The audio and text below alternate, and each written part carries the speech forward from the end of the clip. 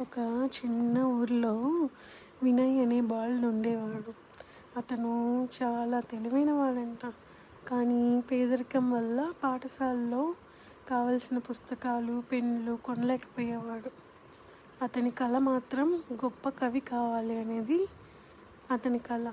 ఒకరోజు అతను పాత బజార్లో తిరుగుతుండగా ఒక వృద్ధుడు అతనికి ఒక విచిత్రమైన కల ఇచ్చాడంట. వృద్ధుడు అన్నాడు, "ఈ కలం సాధారణం కాదు. నువ్వు దీంతో ఏదైనా రాస్తే అది నిజమవుతుంది. కానీ గుర్తుంచుకో, ఇది ఎప్పుడూ మంచి పనులకే వాడాలి." వినయ్ మొదట ఆశ్చర్యపోయాడు. ఆ రాత్రి ఆ కలంతో ఒక గిన్నె అన్నం గీశాడు.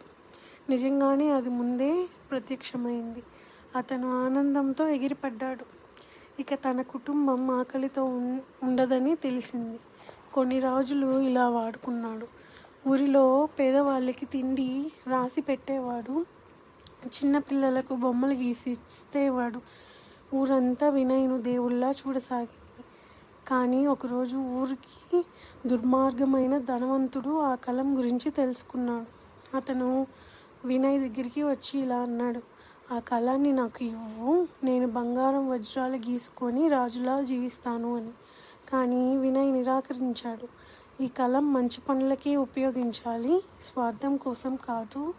అప్పుడు ఆ ధనవంతుడు బలవంతంగా కలం లాక్కొని పెద్ద కోటను గీసేశాడు.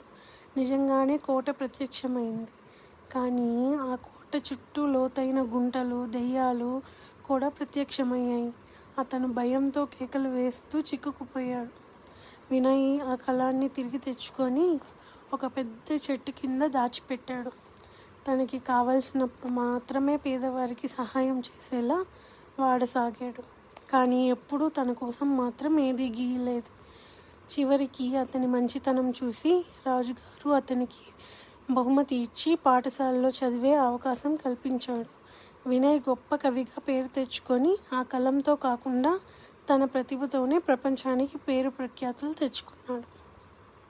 దీనివల్ల నీతి ఏమిటంటే, శక్తి లేదా ప్రతిభ మన దగ్గర ఎంత ఉన్నా దాని స్వార్థం కోసం కాకుండా సమాజం మేలు కోసం వాడితేనే నిజమైన గౌరవం వస్తుంది.